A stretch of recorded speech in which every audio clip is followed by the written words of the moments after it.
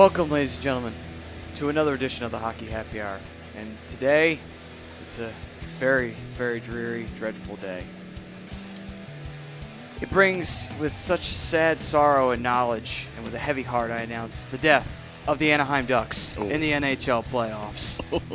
We knew them so well, they were so young, but sadly, all good things must come to an end at some point.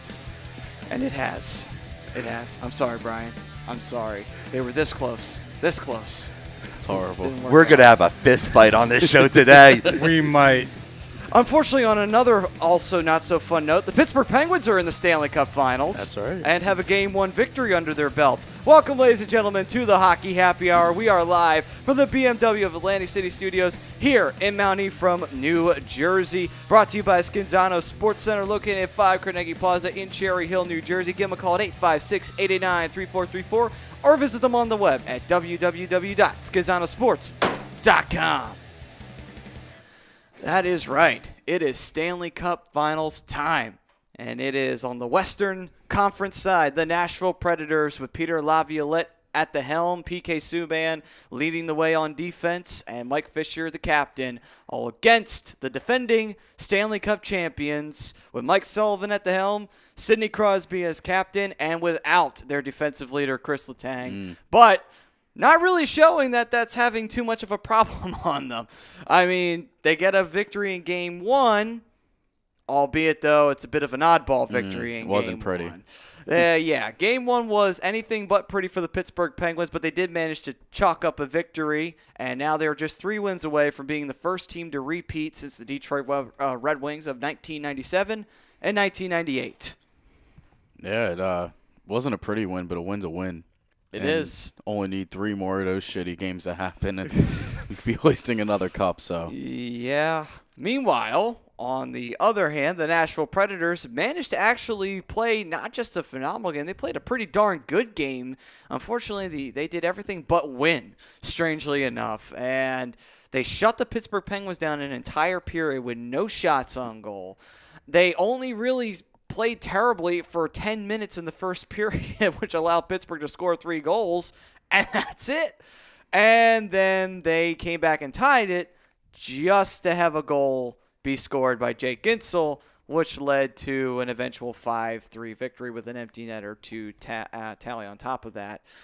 I got to ask, guys, after Game 1, I view this series as still anybody's series to win. But I'm favoring still Nashville, albeit it's not just the side of me that hates Crosby and the Penguins. I mean, legitimately, though, looking at Definitely that game, it does help. It does help me to say that. But looking at the game, though, Nashville really didn't do much wrong. You know, they only played bad for 10 minutes. That's it. So I got to say, Nashville kind of still has the initiative in this series, albeit they lost Game 1. Sometimes that's enough with the quick strike ability of high prolific athletes that you have on the Penguin side. I'm sorry, I know that's not a popular view except with Michael here, but it's truth. And you saw that. You saw the Nashville defensemen really leave Pekka Rinne out to dry.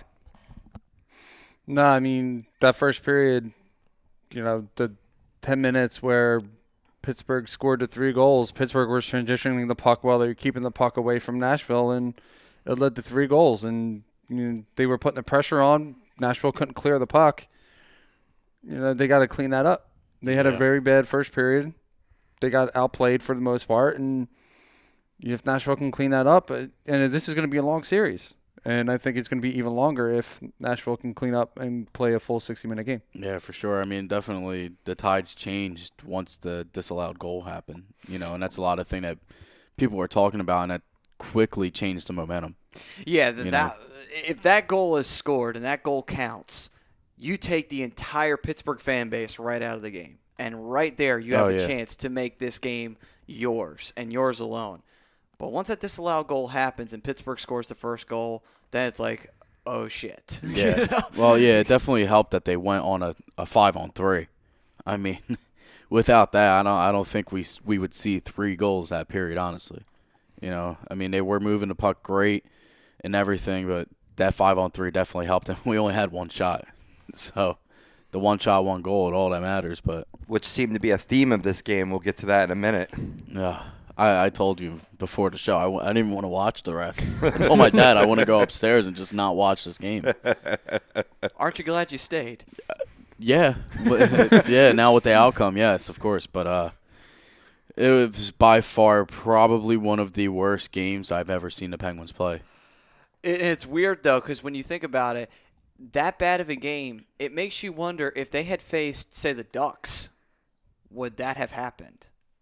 Would that have been the same result? Well, with the way that Anaheim played in that Western Conference Final, for the most part, probably not.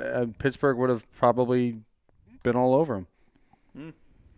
Fair enough, but that's tough because I personally, when it comes to goaltending, I think Rene is definitely better than Gibson or Bernier, whoever your backup is.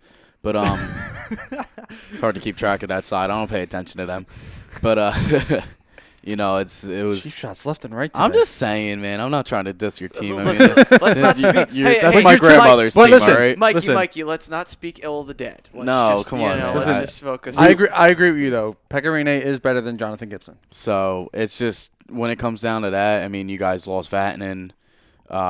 Who's the other defenseman? Lindholm. Yeah, you guys lost a bunch of defensemen right at the end of the season, too. So I think, you know, for the Penguins personally, the better matchup probably would have been the Ducks, except for, you know, Kessler probably would have killed Crosby in game one. But Yeah, they probably would have had him against Malkin. I don't know. Getzlaf would have had Crosby.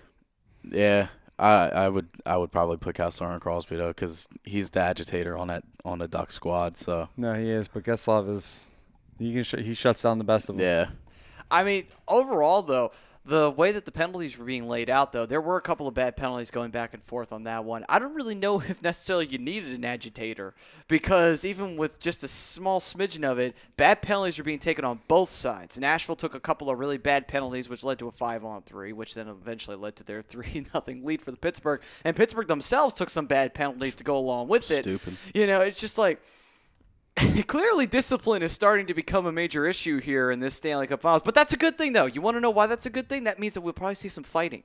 And that probably means we'll actually see some blood-soaked battles. I want to see that in a Stanley Cup Final. God damn it. It's been a little too long since we've seen that. Already chippy from the puck drop of game one. Love it. Yeah. I mean, Brian Rust too. It was probably a missed penalty there, but he took a hit up high, and I think one of his teeth got chipped. I heard McGuire saying he's got chiclets on the ice right now. Nice. So I mean, he threw both his gloves. They had to go get him a new pair of gloves because there was no stoppage in play. So the next time he was on the ice, he had a different pair of gloves on. They were still sitting in the corner.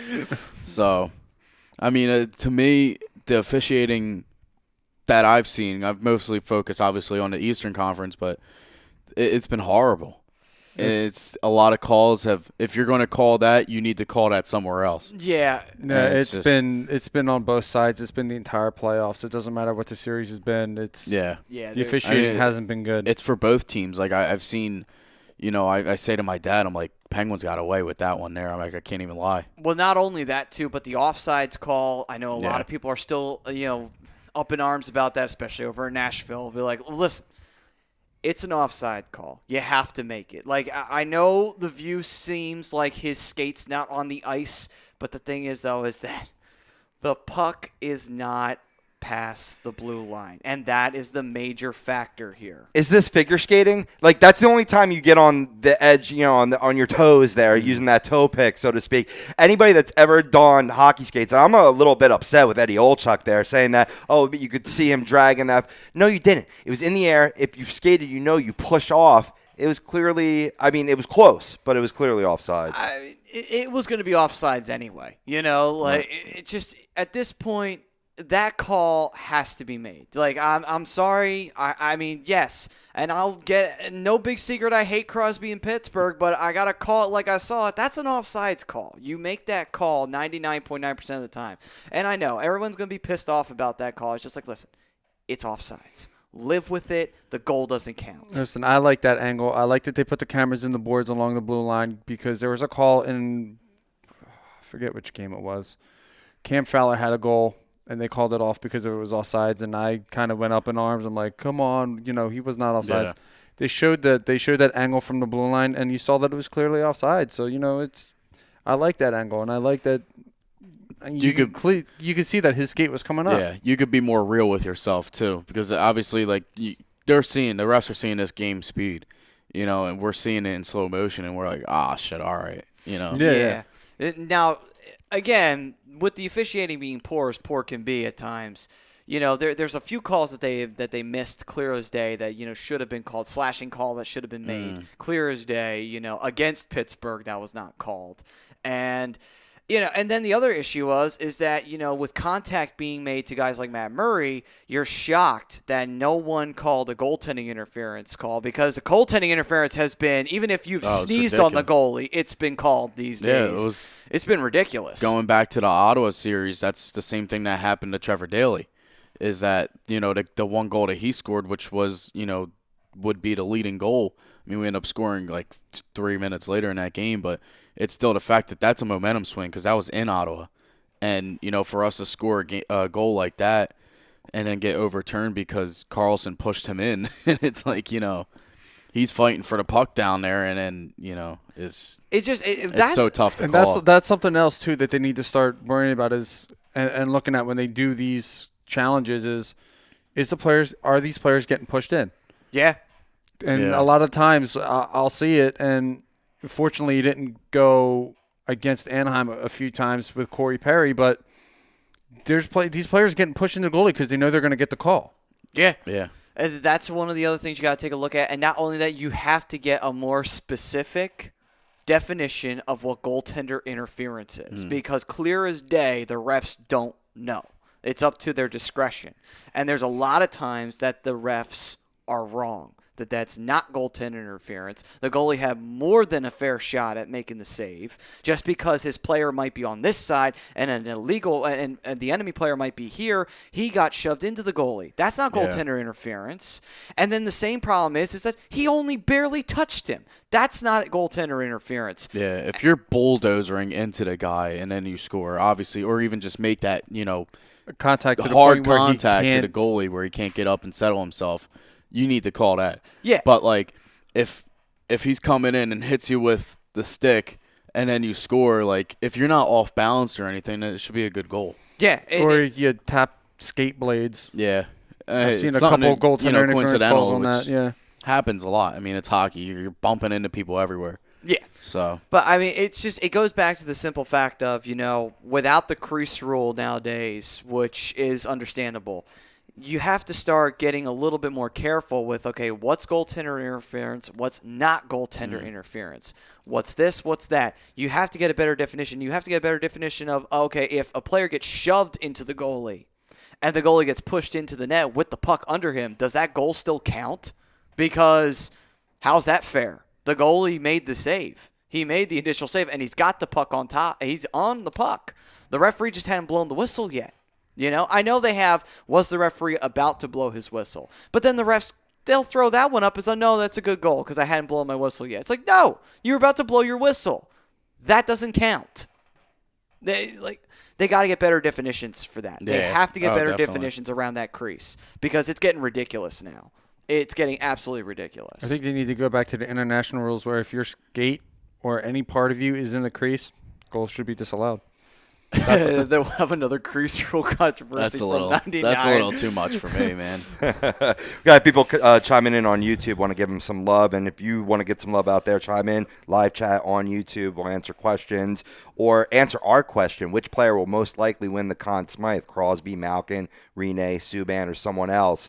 David Roska goes Sidney Crosby, going with the safe bet. He actually first chimed in and said Pens won over the Preds. Yeah, we know that, but I think he meant to put an exclamation point. Obviously, he's excited about that game one win, as I'm sure you are getting the victory, Mike. Yeah. But how excited can you be when there was a point, and for the first time in Penguins playoff history, they had no shots in the second period. Almost did it again in the third period. Lo and behold, the game-winning goal, their first shot of the third period, ended a streak of 37 minutes and 9 seconds without a shot. Yeah, it was absolutely ridiculous. Like I said, I didn't want to watch the rest of the game. I was to the point where I'm so pissed off watching it that I'm like, just shoot. And it's the same thing Eddie Olczyk preaches throughout the whole game. If you just shoot the puck, you'll get a lucky bounce. Like I said, Bonino with his goal, he just sent it across the crease and it, ricocheted off Rene and then off his defenseman and in the net. Absolutely. That's just like I said before to you guys, the second or third time throughout the playoffs that the Penguins have scored because of friendly fire. Right. David Rosk has given you some love, Brian Dale. He goes, Kunitz and Bonino should come back to the Ducks. I agree. They never should have gotten I rid love of Bonino, Kunitz. but Kunitz is free agent this year, right?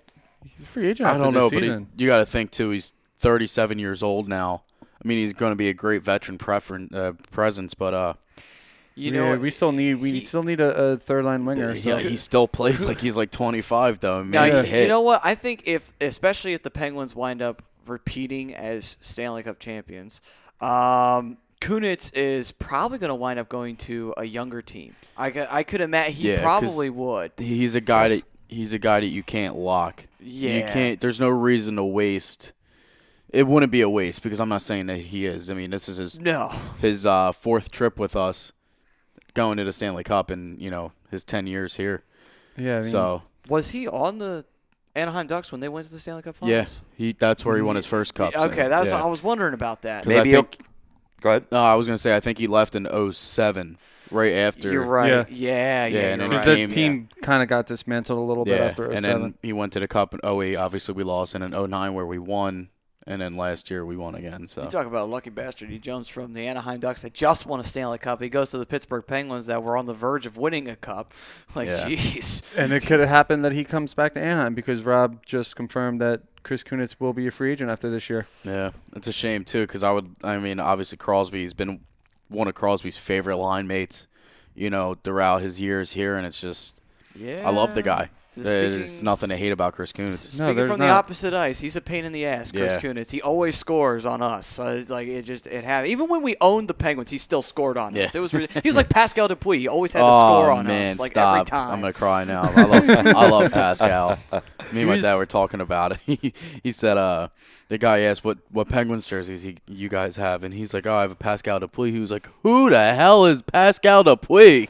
How do you say who the hell is Pascal Dupuis? The guy Trust me. Guy was great. If you hated the Penguins, you knew who Pascal Dupuis was. Yes. You hated his guts. But you know what? It was never like a hatred for him. It was always just because he was never he was one of those type of players that you hated because he wasn't on your team.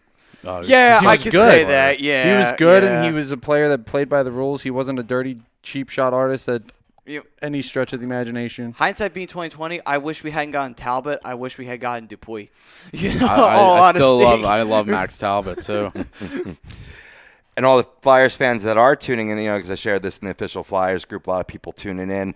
Let me give a little love to Lavi, former Flyers coach, now the third coach all time to bring 3 teams to the Stanley Cup Finals. Little similarity, 3 coaches, 3 teams. You had Dick Urban took the Chicago Blackhawks, Toronto Maple Leafs, and Montreal Canadiens with 4 cup wins. Of course, you got Scotty Bowman, took 4 teams to the Stanley Cup Finals, St. Louis, Montreal, Pittsburgh, and Detroit with 9 cup wins. And then another former Flyers coach, Mike Keenan. Flyers, Blackhawks, Rangers with that 1 cup win with the 94 Rangers. So, Lavi in great company. Can he will his team down 0-1 now in this series, guys? I just want to kick it back to you. Well, I mean, he did take that 2010 team for the Flyers. He took them all the way to Stanley Cup Finals. And the Blackhawks, who have won 3 cups, the Flyers were the only team that really took that team to the limit. You look at the other 2 cups they won, it really wasn't a competition. They pretty much beat down Tampa. Tampa tried, but Tampa just couldn't compete with the Blackhawks. And then Boston tried, but nothing went their way, and Chicago just got all the luck in the world. The Flyers, I think, were the only ones that really took them to that limit, and that was the weakest one out of all the teams that they had faced in the Stanley Cup Finals. Well, I think the Chicago team, when they played the Flyers, that was kind of like they were at their weekest. Yeah, I mean, and then they just got stronger and stronger by adding people, and Taves and Kane got better. Duncan Keith, Brent Seabrook all getting better, and Crawford becoming more of a playoff goalie than he was a regular season goalie. That's true, and they did have Niemi in goal for that first Stanley Cup. Yeah. God, looking at it now, you're like, how the hell did we not win the Stanley Cup with the way Niemi plays nowadays? But anyway. They had Michael Leighton, so that wasn't much better. That's a good point. We had a third-string goalie who just had a career year. So Yeah. I mean, that was technically what Matt Murray was to us last year. Yeah, but only difference is Matt Murray's talented. So, there's the difference. Michael Leighton is the hockey version of Tim Tebow. I just put that together. Yeah, it really is. They even look kind of the same. But going back to Lavi, I mean, I just I'm still I told people, Flyers fans, when they fired him, I said this is going to be a mistake, and just because you started off 0-4 one season, you're like, all right, man, we're done. Yeah. Yeah, They haven't been able to replace him since. No, I mean, and that's been the Flyers' problem. They haven't had that coach that's been good enough to actually be able to coach them. Well, yeah, I mean, they have all the talent in the world around them. To me personally, I think the Flyers could compete every year, but they just can't get it done. Well, coaching is definitely one of those issues we haven't brought up because we have an unproven coach in Dave Haxtell from the NCAA. And, his system, unfortunately, I think there are certain players who don't fit in that system, and it clearly shows. Guys like Matt Reed. Don't mean to pick on him, but you know what? He is a piece of shit. That was nowadays. real bold. Yeah. Matt Reed. Well, I remember beginning of the season when two guys on this show were all like, Hey, "Oh yeah, Matt Reed this, Matt Reed that," and I'm like, "It's too early to talk about Matt Reed. Yeah, he's got 5 goals in 5 games, but come on now, it's Matt Reed." It wasn't me. I wasn't here. I was off that week. Hey, I said he deserved a star of the week just because of the way he played for that. I didn't say that was how his season was going to go, for God's sakes. It's different. Hockey changes month to month. Yeah. It was just that particular week. He was pretty streaky. good. He was streaky. He got you excited, right? I got duped. Led astray. Run amok. Yeah, I mean, you don't know, man. You weren't here. You didn't see the years Matt Reed was actually lighting the damn lamp up where it actually looked like, hey, Matt Reed's actually a pretty good second-line goal scorer, and now he's a piece of shit. Yeah, one year where he broke 20. Oh, come on. He was still a viable enough player that actually made him good for the second line for a period of time. I love going back to the days when Matt Cook put up 20 goals in one season, all right? Don't remind me of Matt Cook. That's another guy I hated. Oh, man. Another guy I hated his freaking guts. That was the year. Matt Cook. I think that was the year that Crosby, Jordan Stahl, and Malkin only played 2 games together throughout the whole season because they were both hurt. Well, apparently Jordan still can't stay healthy, so. Jordan Stahl just needs to come back to Pittsburgh and take a little pay cut. I mean, hey, we're always open to him. I love Jordan Stahl. I'll be honest, I don't think Jordan. Do you think Jordan Stahl ever will go back to the Penguins? No, but he should. But because his No, brother just left him to dry. Yeah, because he went to He's New like, York. I want to play with you, Eric. Yeah. My big brother, and then he he leaves him. He went to the Big Apple, and then He's like, he did. "Screw you, he Jordan, did, you suck." Well, the funny part is he did nothing up in New York either. So it's just No. like, well, that was a waste of a trip. You went Yeah. up to the Big Apple and sucked. You're like Rick Nash. You disappear. Oh, like God. seriously. And then he goes to Minnesota, and he kind of revamps his career a little bit. True. And then Minnesota goes But cold. Jordan Stahl's under a long-term contract with Carolina, isn't he? Yeah. He might be, but Yeah, he is. He is. Whatever. I mean, everybody wants to get paid, so. True. I mean, Carolina, I mean, Jordan Stahl won. They had What a else chance was this there? year to make it, though. they did, but man, did they shoot themselves in the foot, and that's the pot calling the kettle black because we kind of did the same thing. Tee-hee. But, I mean, good God, like Carolina, there's a team that makes no sense. They have talent, and they're last place every year. It just doesn't make any sense. I just to don't me. think they have the coaching in place. That's true. That's the other problem. They have good talent. I don't think they have Cam Ward, but after Cam Ward, Eddie Lack isn't the best. But He's not their future, let's just Really? say. Yeah. Really? Eddie Lack's not that good of a goalie? Holy shit. Who would have thought? this guy's gonna get smacked with a chair today. And a chair right to the face. Slobber knocker king. A lot of guys returned back to game one. You saw Mike Fisher come back. Hornquist came back for you guys as well. But 2 guys that remain on the sidelines, Kris Letang and Ryan Johansen, where does that hurt each time, and what X factors will really come into play to replace guys, or you don't really replace guys? Can't. Yeah. Neither or both of them you can't replace it. I mean, speaking for the Penguins, Letang is top 3 defenseman in the league. If you guys could agree on that, I can. Oh yeah. I think that's safe to say. I don't want to be too bold, but Top 5. I mean, yeah, we'll say top 5. I mean, that's reasonable. I'll take that. But you can't replace a guy with his skill. It's like taking Erik Karlsson off the ice. If you take him off the ice, Ottawa's screwed. Right. It's a guy, for a player like PK Subban where he brings speed and he's got a good defensive talent, and that's exactly what Kris Letang is, and that's what we're missing. Justin Schultz and Trevor Daley have that, but they're not Kris Letang. Kris Letang could, if he wanted to be, could be a forward. Do you think that will come back to haunt Pittsburgh later on in this series because of the fact that they don't have the major defensive captain? It hasn't since February. Yeah, I was about to say. I mean, he hasn't played. I think it's like February 21st or something, like all the way back then. So I mean, it definitely hurts. But I think these guys have built a core between each other that they know where everybody is. I mean, this game one doesn't speak for itself because they play like shit. But these guys, they're all working with each other now, and I mean they've been playing pretty good. Schultz has stepped up a lot. To me, I think him and Ian Cole, despite his stupid penalty in the game, have been our top two defensemen throughout these playoffs. So Kris Letang being out does hurt the team, but they swept the Columbus Blue Jackets. They faced the Capitals. And 5 games. Yeah, It 5 felt games. like a sweep. It felt like a sweep. Yeah, I mean the way Columbus played, it was terrible for them. And then they faced the Capitals, and inevitably, even with the stars aligned, the Capitals still managed to choke their way out of the playoffs. I don't know how you shut out the Capitals at home in Game 7 if Fleury just was out of his mind. Because their captain was nowhere to be found. Yeah. The entire he series. had an injury. I love it. So did Anaheim, but I'm not. Anaheim had half of their roster hurt, and now I'm not holding that They against still them. managed to break. They still managed to snap their Game 7 losing streak against the Edmonton Oilers. But as far as Ryan Johansen goes, I mean, obviously the offense isn't hurting from him. I think the power play is more going to hurt losing a guy like Ryan Johansen versus your even strength. I mean, Johansen's a good face-off guy. He's a big physical presence. He gets in front of the net. He's got a wicked shot. Power play is going to hurt more than the even strength will hurt. Well, okay, so you go with that route. Obviously, let's break this down by setup. Forwards wise and offense wise, you would have to give the edge to Pittsburgh. I mean, clearly. Yeah. I mean, you'd have to be stupid not to. But defense wise, who would you say has the advantage? Would it be still Nashville? I mean, in my opinion, I think it would be. Oh yeah. Easily. Like I mean, if Letang's playing, it would be a closer debate. Yeah. But it's easily, Nashville. I think they have their top 4 defensemen are easily best in the league. Yeah, honestly, they're defensive in the top, around. they'd be in the top 20 basically. Yeah. I mean, they're all just solid players. I love Roman Josi. I think he's such a great player too. He's top 10 talent, and you have PK Subban, who could arguably be a top 10 talent as well. Yeah.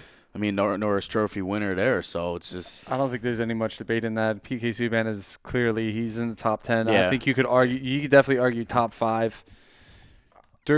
Nashville's defense is just wicked. They've built that defense to be what it is. And also they shut down the Blackhawks. I mean, albeit the Blackhawks were not themselves this year, but still they shut them down. They also shut down the Blues and they shut down the Ducks. They've shut down some tough teams. He's like, he's going to get it. He's gonna Oh, get come on. I'm stating the obvious. You have to admit it, too. Like, come on now. That wasn't even a jab. That's just stating the obvious. We might have a Bryce Harper on our show today. Yeah, buddy. Charge the mound. Somebody find me a batting helmet and I'll throw it towards first base. There's got to be one somewhere. And they say Flyers fans are sore sports. Listen, it's still a little fresh. It's still fresh. It just happened like 5 days ago. It's not that fresh. Come on now. Hockey wounds heal fast. Yeah. Players are coming back from wounds that are fresh in 5 minutes. Like, seriously. Someone could get their head cut off. They'll just sew it back on and go. Yeah, right. Just sit you up and be right back on there. I'm good, coach. Dude, they put it on backwards. It doesn't matter. I can still see. I'll skate backwards the whole game. They'll have the best backhand in all the league. Yeah. But anyway, and now the real question that comes down to is goaltending. Pekka Rinne versus Matt Murray. Even though you're saying Matt Murray might possibly have gotten hurt or just a little bit, little dinged up, Pekka Rinne still, you saw a little chink in the armor with him, albeit it's his defense's fault, really, for the most part. Albeit he went cold and he gave up that goal to Gensel, which, I'm sorry, Rinne. I know you were cold at that moment. You have to have that. Yeah. I'm sorry. I get it. It was a tricky shot. It kept rising. It was a beautiful shot from Gensel. But you have to have that save. Well, it's the Stanley Cup Finals. There's no excuse. You have to make that save. There's 2 saves that he should have saved. Malkin's slap shot. I mean, a lot of people, it's not easy to stop a slap shot from Malkin. No. But if you see it, you see his face in the lane. He's straight looking at Malkin as he shoots the puck, and it just goes off the bottom of his glove. That's something that, Pika had to react to a little bit better. And definitely the Gensel goal. That's another one that he has to stop because, without that stop, I mean, if they make that stop, Nashville's winning this game. Yeah. I had no faith. I'm telling you. I love my Penguins, but once I see this shit happen, I had no faith going into I was like, oh, my God, here we go. I wonder how many of those goals that, Pekka Rinne should have had, how many he was actually screened on. Oh, a lot. I mean, it's tough to make a save, even if it's a save that you should have had when you can't really see. Both teams were really doing that fabulously. Yeah. What was it, Abisher, I want to say, for the Predators? Arvidsson. Thank you. He was screening Murray out so much on 2 of their goals. That was the first goal that they scored. Right. He went right between his legs. And the tying goal. I think that first goal hit Arvidsson. I really do. I think it maybe grazed the inside of his knee, which helped change the direction. Right. But I guess not. No. Ryan Ellis got the credit for that goal, and it hasn't changed yet. But I think Pittsburgh, too, was doing an equally good job screening Pekka. I mean, Gensel's goal, he used Nashville's own defenseman as a screen. Right. And then he rocketed the shot top shelf. Well, right, that's what I'm saying is, it may have been a save that he should have had, but... Yeah, his defense was definitely at fault there. How much of it the shot did he actually see? Yeah. I'm with you. So we're talking about the Stanley Cup Finals Game 1. We will continue our analysis of what will eventually happen as we'll get into Game 2 predictions as the scene still stays in the Steel City of Pittsburgh. The Penguins still trying to defend home turf and win not 1 but 2 straight games, taking a 2-0 lead in the series. Can they, or will the Predators split it with them in Pittsburgh and then head back down to Music City down in Nashville for a 2-game war down in the city of Piss Yellow and I guess music, Ocean music. And that's what's really cool. You got gold and black versus mustard and black in this series. Actually, both are having Piss Yellow jerseys. So there you go. That looks more like gold to me. Well, no, that's the old jersey. That don't like... count. But anyway. All right, so that's on the other side. But first, let's talk to you about the Sports Outlet. For all your sporting needs, located at 703 Black Horse Pike in Glendora, New Jersey. Give them a call at 856-939-2030. Email them at sportsoutletnj@comcast.net or visit them on the web at www.sportsoutletinc.com. This is the Hockey Happy Hour on A2DRadio.com. More Stanley Cup Finals analysis right after this.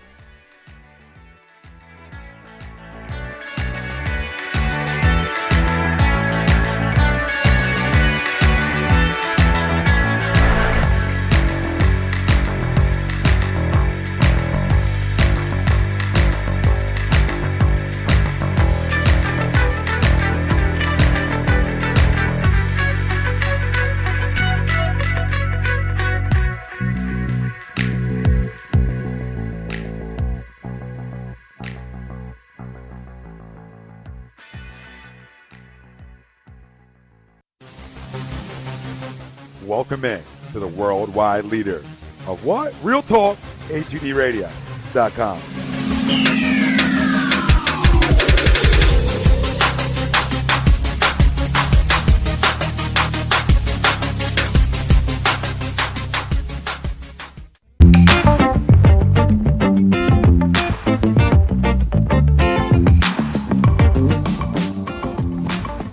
A2DRadio.com is sponsored by the Sports Outlet for all your sporting needs. Located at 703 Black Horse Pike in Glendora, New Jersey. Give them a call at 856-939-2030 or email them at sportsoutletnj@comcast.net or visit them on the web at www.sportsoutletinc.com for all your sporting needs. The Sports Outlet.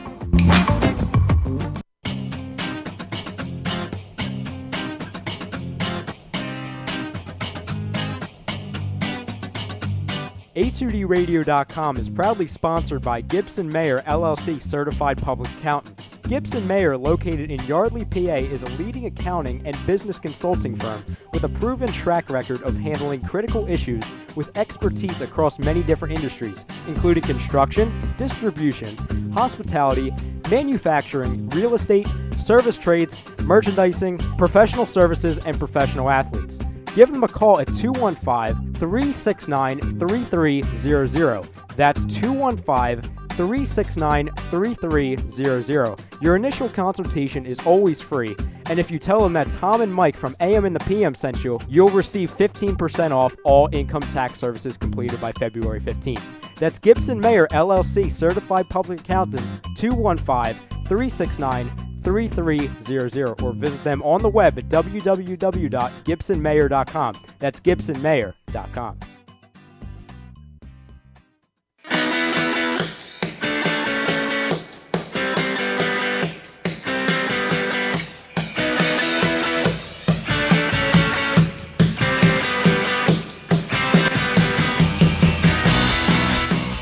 Hey, do you need to get your skills in shape? Then contact the Scanzano Sports Center, located at 5 Carnegie Plaza in Cherry Hill, New Jersey. You can give them a call at 856-889-3434 or visit them on the web at www.scanzanosports.com. John Scanzano offers individual, semi-private, and team training lessons in hitting, pitching, catching, outfield, along with turf rentals. The Scanzano Sports Center is equipped with a 31,000 square foot indoor facility, 4 batting cages, and a 4,000 square foot strengthening and conditioning room. So what are you waiting for? Contact the Scanzano Sports Center today.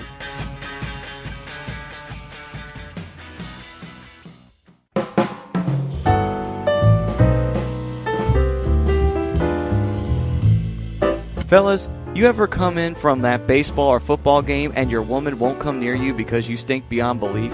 Then you need Soap Stash. You should never settle for a generic hygiene product that only covers up the stench. Treat your skin with the best nutrients. Feel clean with the only soap you'll need. The highest grade carrier oils are ingrained in all of their products, which are 100% natural and terrific for your skin.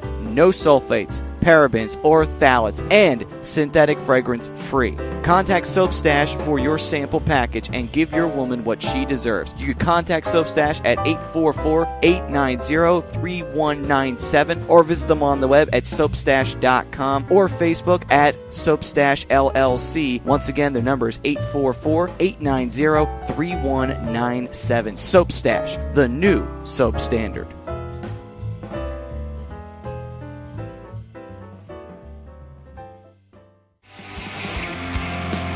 You're listening to the Hockey Happy Hour, only on A2DRadio.com.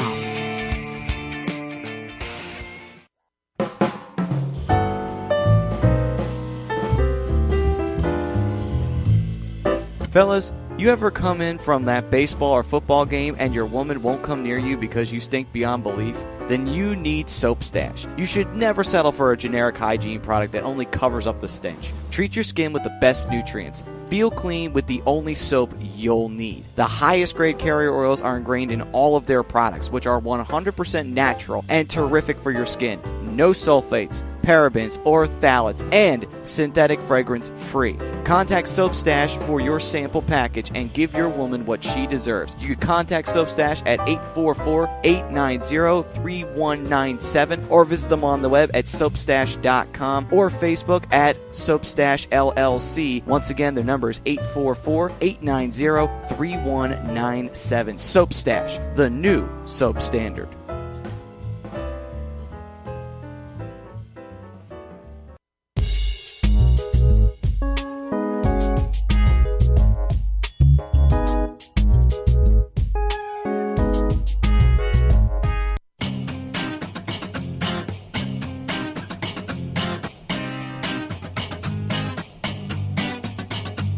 A2DRadio.com is proudly sponsored by Gibson Mayer LLC Certified Public Accountants. Gibson Mayer, located in Yardley, PA, is a leading accounting and business consulting firm with a proven track record of handling critical issues with expertise across many different industries, including construction, distribution, hospitality, manufacturing, real estate, service trades, merchandising, professional services, and professional athletes. Give them a call at 215-369-3300. That's 215-369-3300. Your initial consultation is always free, and if you tell them that Tom and Mike from AM and the PM sent you, you'll receive 15% off all income tax services completed by February 15th. That's Gibson Mayer LLC Certified Public Accountants, 215-369-3300, or visit them on the web at www.gibsonmayer.com. That's gibsonmayer.com.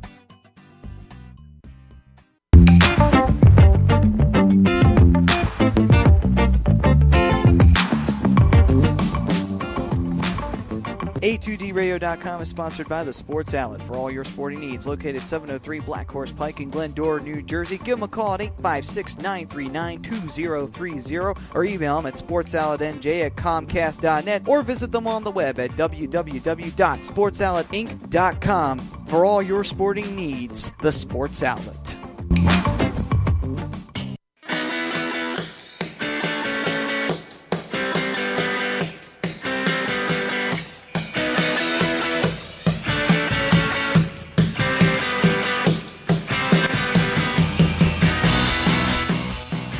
Do you need to get your skills in shape? Then contact the Scanzano Sports Center, located at 5 Carnegie Plaza in Cherry Hill, New Jersey. You can give them a call at 856-889-3434 or visit them on the web at www.scanzanosports.com. John Scanzano offers individual, semi-private, and team training lessons in hitting, pitching, catching, outfield, along with turf rentals. The Scanzano Sports Center is equipped with a 31,000 square foot indoor facility, 4 batting cages, and a 4,000 square foot strengthening and conditioning room. So what are you waiting for? Contact the Scanzano Sports Center today.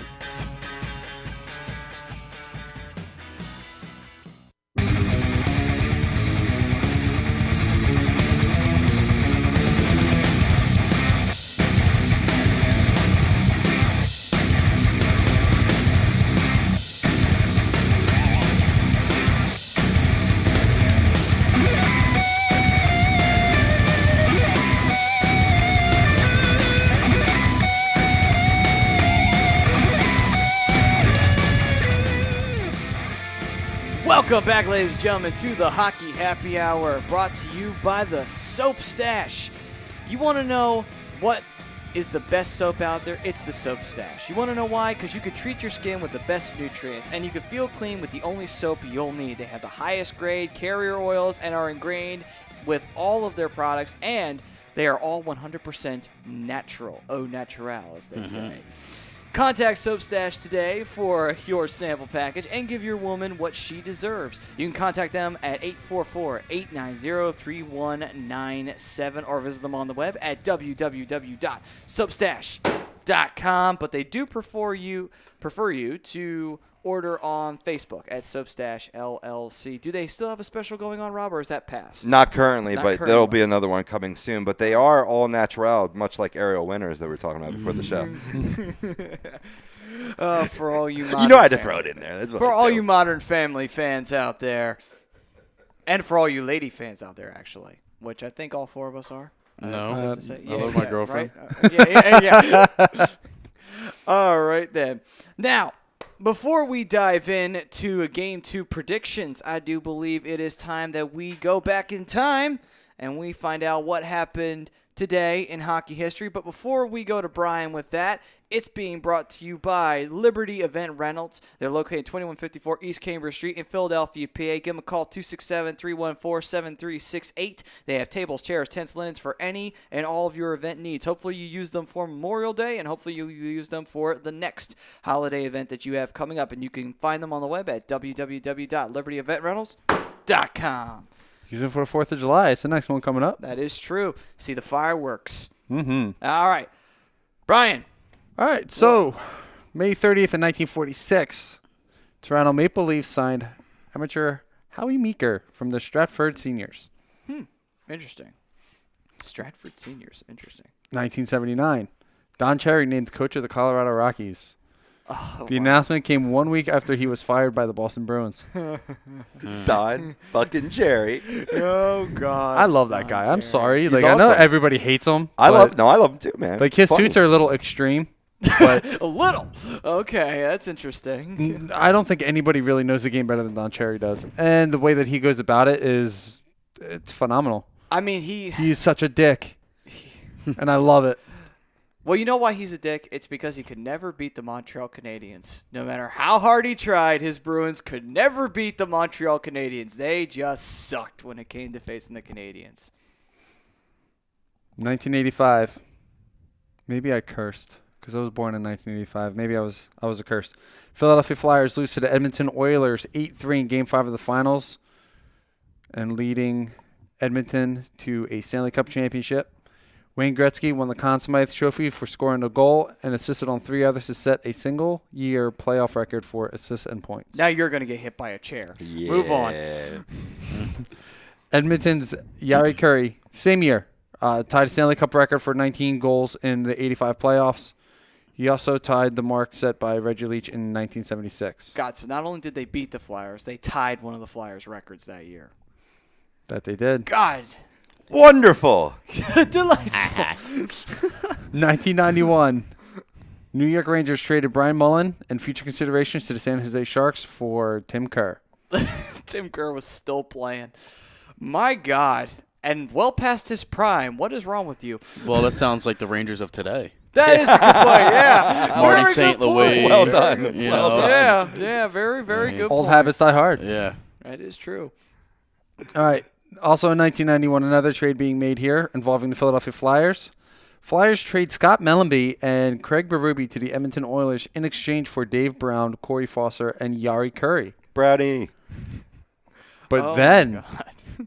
the Flyers then traded Curry and Jeff Cheechin to the LA Kings for Steve Casper and Steve Duchesne. Well, to be fair, at this time, I think Jeff Cheechin probably would have been a better choice than Yari Curry, just because Yari Curry was kind of past his golden years. And Steve Duchesne, too. Yeah, You know? yeah, that too. And then you put Yari Curry back with Gretzky. Yeah, true. So, yeah. you know, he put him back with his butt buddy. you Yeah. know, So it works out. And also, finally, in 1997, Toronto Maple Leafs named Ken Dryden as the team's new president. Montreal Canadian. Good hockey, man. Now the president of Toronto Maple Leafs. Boy, that's interesting. Yep. That's all I got. All right, then. Oh, hold on. Some birthday shout-outs to Oh, some of the okay. players. Gotcha. I thought that said Yager for a second. But anyway, Rob. Couple, just 2 quick things for around the league before we get back to Stanley Cup Finals talk. One, it was announced yesterday that Tampa Bay will host the 2018 NHL All-Star Weekend on January 27th to 28th. Now, most notably, the format remains as a 3-on-3 tournament. It was very successful this year. I'm glad that they made a good decision to continue that. Yeah, I like that. I like the way that they've made it more exciting on the 3-on-3. Oh, That's yeah, fun. for sure. That's fun. Now, any other notes? Yeah, one more. It actually feeds from another question that we're getting from one of our lovely listeners. He asked, where will Joe Thornton be, as he is also an unrestricted free agent? Well, Las Vegas. funny, there's that. But the funny part is, too, is that they're even saying that, what was it? Who should be interested in? Oh, the Toronto Maple Leafs. Should they be interested in getting Joe Thornton at this time? Now, I find that to be interesting because Joe Thornton, being an older veteran but still being a very solid player, him being in Toronto might actually be such a benefit for the youth because just having a centerman who is tough, strong, has a lot of playoff experience to go along with it on top, has played in a Stanley Cup Final. You know, I don't see a negative in that. I mean, Not what's at the all. worst? He doesn't play up to his ability because he's aging, and then you get rid of him after his contract's up. You don't even have to sign him long term. No, he's 38, 39. Yeah, so He's not getting a long-term contract from anybody anyway.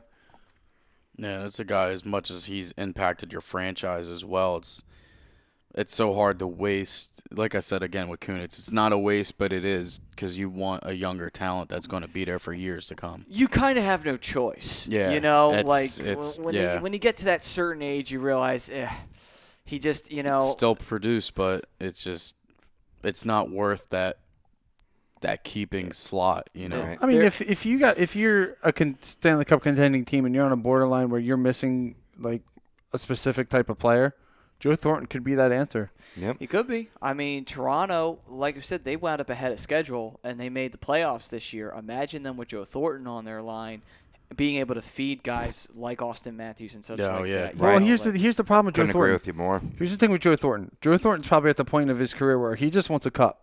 And I think if he goes to Toronto, he's not going to get it right away. Yeah, good point, because Toronto does still need a couple more defensive pieces before they can really say they're there to go for the Stanley Cup. It's not going to take long, though. But Right. they're No, gonna be there not at before all. You know But, it. Joe Thornton's at the point of his career. He's never won a Stanley Cup, never won one in Boston, never won one in San Jose. I'm pretty sure he played somewhere else where he didn't win, but that might have been the I'll only two look that places. up. Hold on a second. Yeah. I'm going to look I think that those are the only two places he's played in his career, but he's Right. never won. So he's already gotten paid.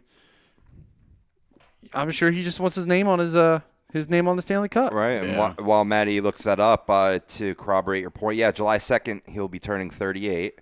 Joe Thornton will be. And two other landing spots that I could see. One could be the Dallas Stars.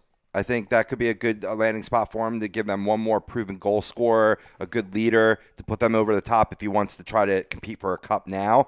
I was also thinking originally before you spoke, Brian, another Canadian team, Calgary. I think that would also be another good fit to be that mentor. But then again, just like Toronto, probably a couple years away from being Yeah, I a think, strong contender. Dallas makes sense. I could definitely see Dallas because just getting Ben Bishop, you got your goalie. And maybe some defensive help. Well, hold on, actually. I just thought of that. By the way, Joe Thornton's only played on Boston and San Jose. Okay. But I just thought of this. What if he goes to the Kings? Now, think about that for a second, because Jonathan Quick's still your goalie. He's still a damn good goalie. You still need to get more offensive production to get yourself into the playoffs, and that's what killed them this year. You still have pretty much the main core of your Stanley Cup teams. You still have a guy like Jeff Carter who's still putting up numbers. You still have Tyler Toffoli. You still have Slava. Well, no, you don't. Yeah. I almost said Voinov. They got rid of him. But you still have really solid players that are young, that are still one of your better players out there. That might actually not be a bad idea for them to look into getting Joe Thornton to kind of re-elevate them into the playoffs. And help Brown with leadership. Yeah. Where he struggled a little bit as captain. I could definitely see that as being a potential landing spot, but you also got to think new head coach, new GM, whole new system. Yeah, that's What are right. they going to be looking to do? Because they could be looking to tear this team apart. They could be. That is very different, because if it was the same organization, then it's almost a guarantee that they If would Dean go after Lombardi Joe was still Thornton. there, Yeah. I'm sure.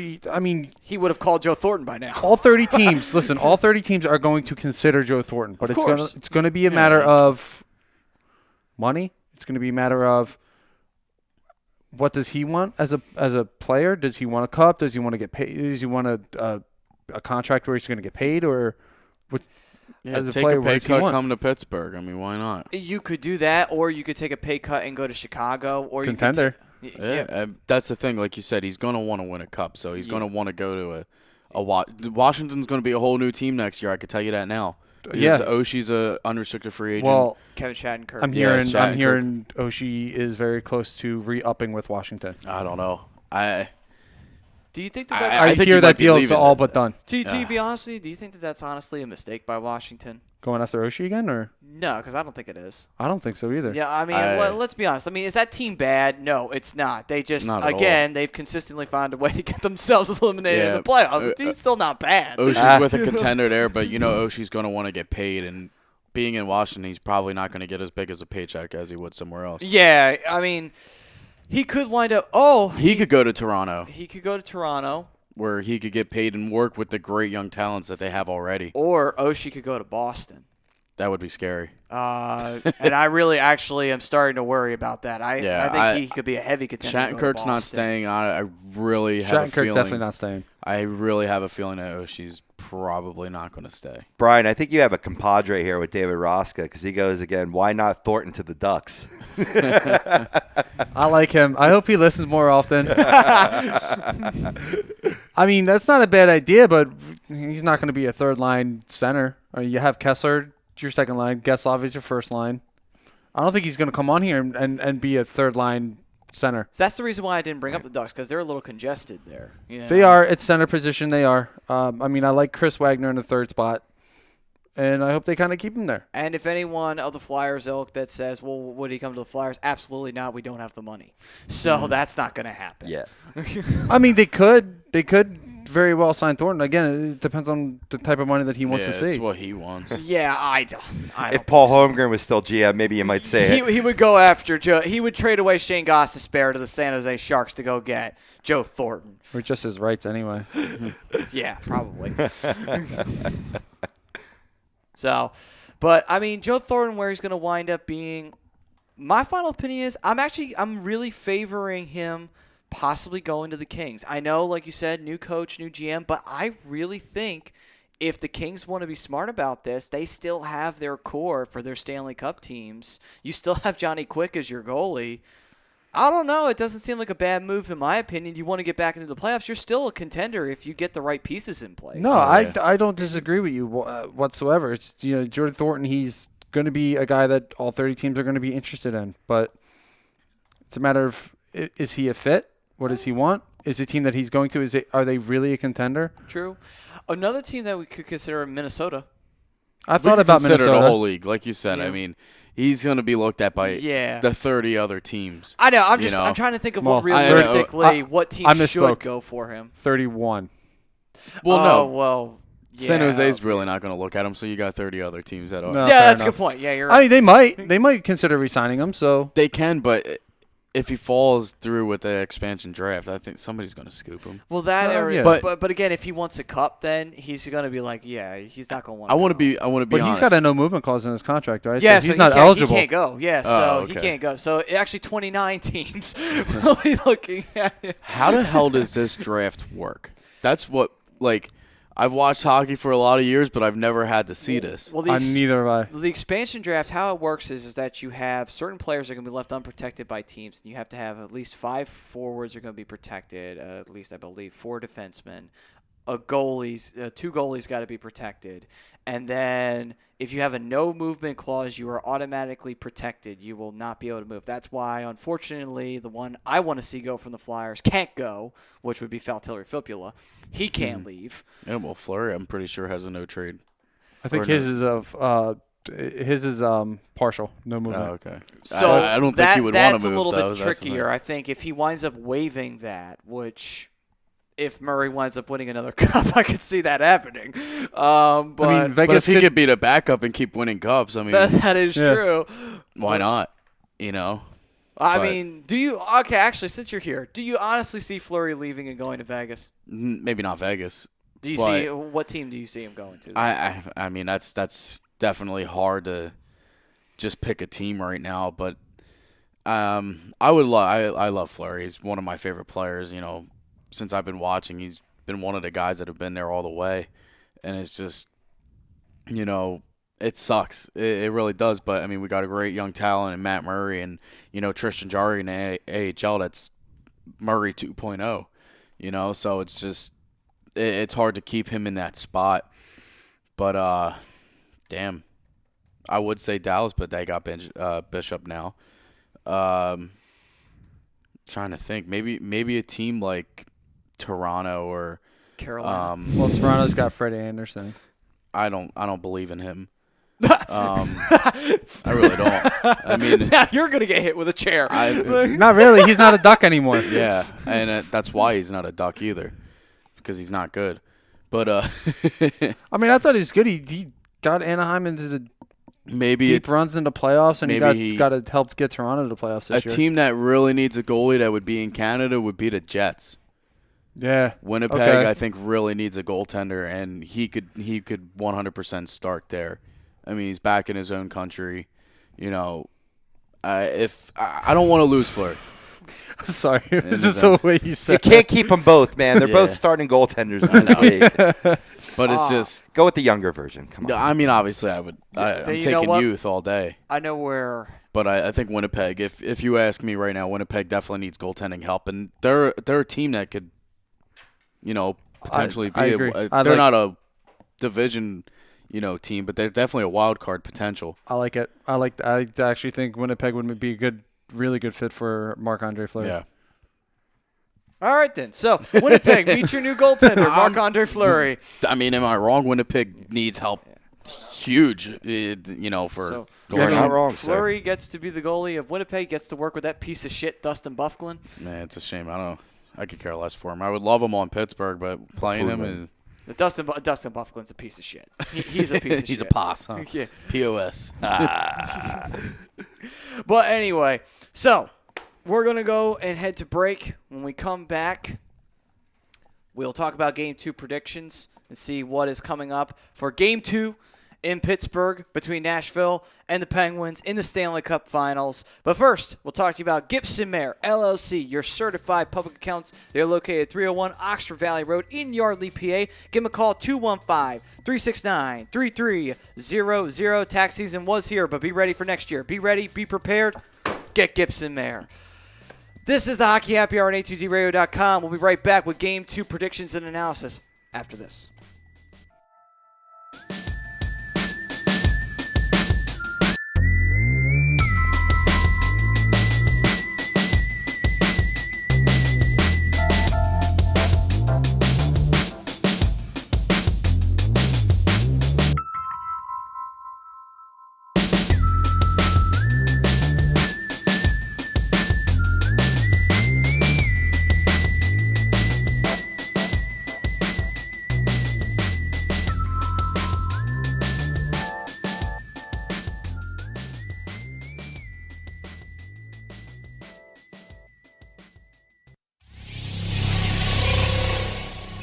You're listening to the worldwide leader of Real Talk, A2DRadio.com.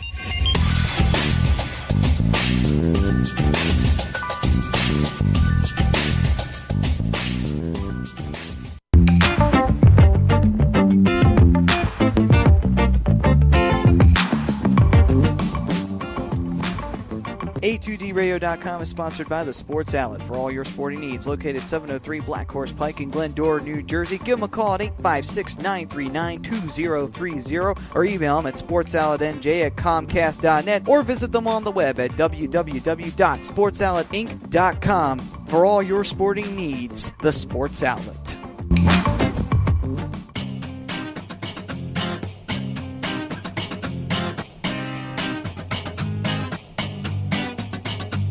A2DRadio.com is proudly sponsored by Gibson Mayer LLC Certified Public Accountants. Gibson Mayer, located in Yardley, PA, is a leading accounting and business consulting firm with a proven track record of handling critical issues with expertise across many different industries, including construction, distribution, hospitality, manufacturing, real estate, service trades, merchandising, professional services, and professional athletes.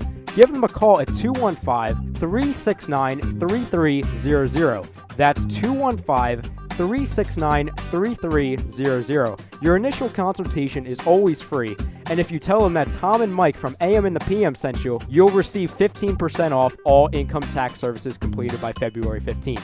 That's Gibson Mayer LLC Certified Public Accountants, 215-369-3300, or visit them on the web at www.gibsonmayer.com. That's gibsonmayer.com.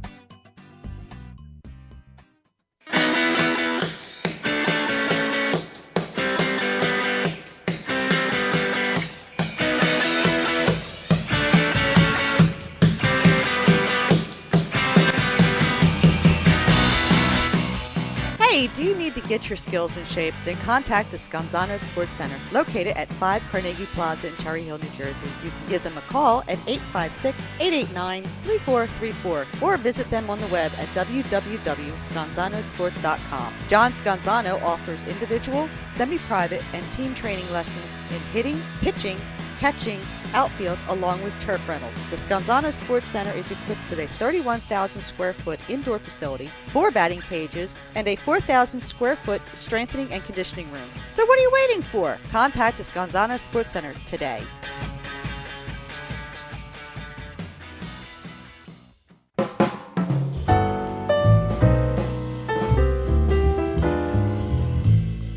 Fellas, you ever come in from that baseball or football game and your woman won't come near you because you stink beyond belief? then you need Soap Stash. You should never settle for a generic hygiene product that only covers up the stench. Treat your skin with the best nutrients. Feel clean with the only soap you'll need. The highest grade carrier oils are ingrained in all of their products, which are 100% natural and terrific for your skin. No sulfates, parabens, or phthalates, and synthetic fragrance free. Contact Soap Stash for your sample package and give your woman what she deserves. You can contact Soap Stash at 844-890-3197 or visit them on the web at soapstash.com or Facebook at Soapstash LLC. Once again, their number is 844-890-3197. Soap Stash, the new soap standard.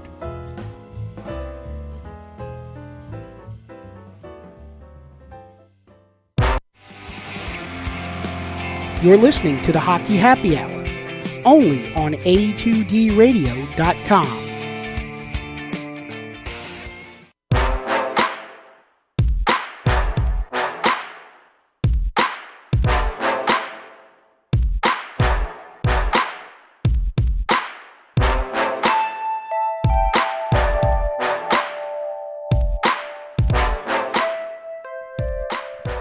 That's right. It's the Hockey Happy Hour here on A2DRadio.com. We are live from the BMW of Atlantic City Studios here in Mount Ephraim, New Jersey. And speaking of which, have you ever wanted the ultimate driving experience? Well, then go to BMW of Atlantic City. They're easy to get to, minutes off of exit 37 of the Parkway. They are located at 6037 Black Horse Pike in Egg Harbor Township, New Jersey. Give them a call at 609-568-9200. And they are online at www.bmwofatlanticcity.com. See, Mikey biting those nails over there, man. You a little nervous from game one? Oh, yeah.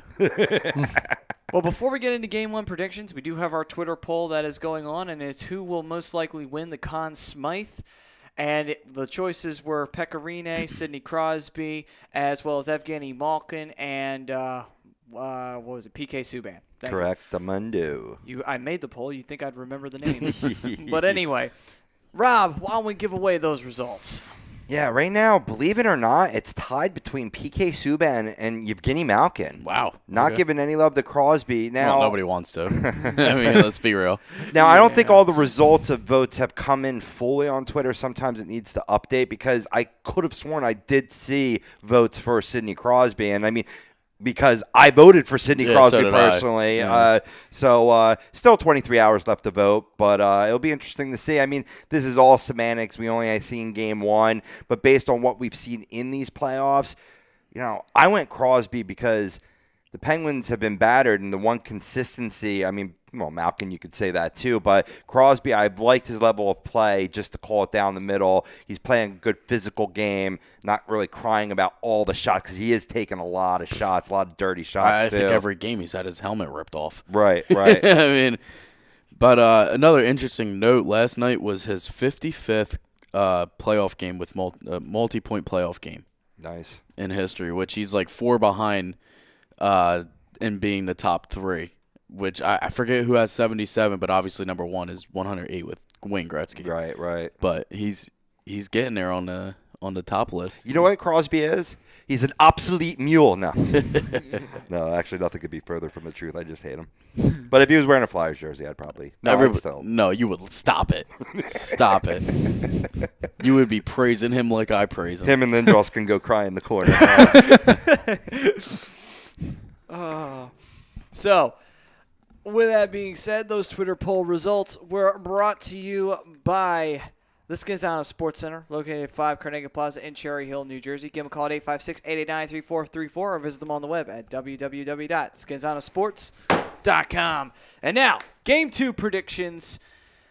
It is Game 2. The stage is set. The Penguins have the lead in the series, a 1-0 lead as they take a victory 4-3 over Nashville, but a bit of a 5-3. Thank you. Give me the other goal. Forgot about the empty netter. I forgot we count empty netters. Give Nicky Bones a credit. Yeah, come on. Give Benino. But anyway, so 5-3 win, albeit an auspicious victory, as they had to win at the last minute. With all that set up for game number 2, Penguins were even shut down through an entire period. What do we expect to see in Game 2? Do we expect Nashville to rebound after taking the biggest heartbreaking loss they could possibly have taken? Nothing like losing Game 1 of the Stanley Cup Finals, a game that you pretty much had. Or do you see the Penguins establishing dominance after feeding off of an underdog come-from-behind victory? What I see the Predators baiting Penguins into some penalties, and you started seeing that towards the end of the game, whether the refs were truly wearing a Pittsburgh Penguins jersey or not at some points during this game. They were calling it back and making it evened up, and as long as they can elicit undisciplined play from the Pittsburgh Penguins, the Predators are rocking a 30% power play rate on the road. They'll need to win that advantage in this game if they're going to tie up the series. For sure. I think they were 2 for 3 last night. Right. So, I mean, it's all about being disciplined for the Penguins, and obviously it bit them in the ass last night, and it bit the Predators in the ass as well. I mean, taking the 5-on-3, that doesn't help, right. And, it's all about being disciplined. This is the time where you can't let things get to you. Right. I mean, Penguins have had an equal home and away power play percentage at 25%, a little bit, 25.7 at home, 25 on the road. So they've taken advantage of other teams doing that. They got to remain disciplined. They got to pounce when, the iron's hot, when they get a man advantage. Yeah, I mean, they're a team that you can't be stupid against the Penguins and take poor penalties. I mean, they have Malkin, Crosby, Kessel, Kunitz, whoever wants to be on the power play, and Schultz at the point. You can't. It's too much firepower for a team to stop. I mean, it's 25% is awesome. It's a great percentage for me. I'll take that. 1 in 4 chance. Yeah. I like it. I think that's what's going to come down to game 2 is special teams. I mean, clearly these teams can score and they can play very well on 5-on-5. Is Pittsburgh going to rope the Predators into taking stupid penalties and vice versa? And we saw that in game 1. I think it's going to continue in game 2. So I think game 2 is really going to come down to special teams. Right. And is the Nashville Predators defense going to leave Rainey out to dry like you saw in the last 10 minutes of the first period? Or are they going to take the lesson that they got from the latter 2 periods and continue playing that level of play? Because the odds makers in Vegas have the Predators as a plus 130 underdog in this matchup of the first time that a team may go back-to-back since the 97-98 Detroit Red Wings. I mean, I gotta give credit where credit's due on that Connor Sheary goal. That was just a pretty gorgeous play, and Pekka Rinne had absolutely no idea where that puck was. Yeah, what a pass by Kunitz. That was overall great play. Crosby working down on the boards to get it up to Kunitz for, what was looking like a shot, and it was pass all the way. But the beauty part about it is Kunitz he kept his eyes right on Pekka Rinne, and he still made a beautiful pass to Connor Sheary. So with that being said, what's your predictions? Do you see Pittsburgh winning and taking a 2-0 lead, or do you see Nashville winning and evening this up heading back to the Music City? I'm going to be real. I say Nashville 3-2. Only because of how shitty they played. I'm telling you, this is the worst game I've ever seen the Penguins play in the playoffs. And, if they could get, I mean, obviously they were 5 for 12. I mean, pretty damn good. That's good odds to me. Yeah. I mean, that's almost 50% right there. I'll take that. A win's a win, but they need to hammer more shots. Obviously, if you could get shots on Pekka, you're scoring. If that's what the percentages are telling me, they're scoring. But if they come out looking that dry again, there's no way. There's no way. I still think that they're going to score on them. Mike Sullivan will make great adjustments, and I think they'll look better. Even though it's hard to say they look bad when they won, but I think overall they'll have a better game. They'll put up 25 shots, 30 shots in that game, and I think I think both teams are going to lose one away and one at home. All right, or 1-1. I got you, Brian. What's your prediction? Makes sense. I think Pittsburgh's going to win 4-2. I think. Despite the fact that Pittsburgh played like shit. And it's hard for me to say that they're going to lose, but obviously I want them to win. Well, think about how Nashville can be deflated. They come back and tie that game only to lose. So, I mean, there is that other side of the coin. I have to be real. With how shitty they played, it's hard to say that they're going to come back and win that. Right. Nashville's angry. So agreed. But you got Nashville, you got Pittsburgh. Rob, who do you got?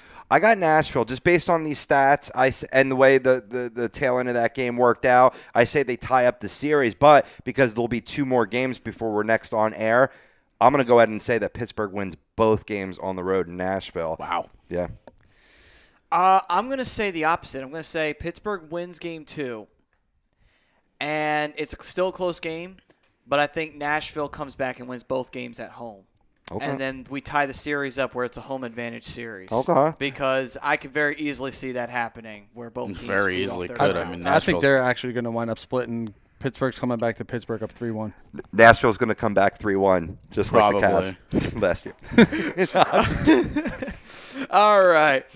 That will do it for this edition of the Hockey Happy Hour. It's time for last call. I want to thank Mikey Klankoff Thank of you. Fantasy Dominance Now and our resident Penguin lover coming in for his take on the Stanley Cup Finals as his team tries to make history and repeat as Stanley Cup champions for the first time in quite some time. Brian, as always, the Dark Wing.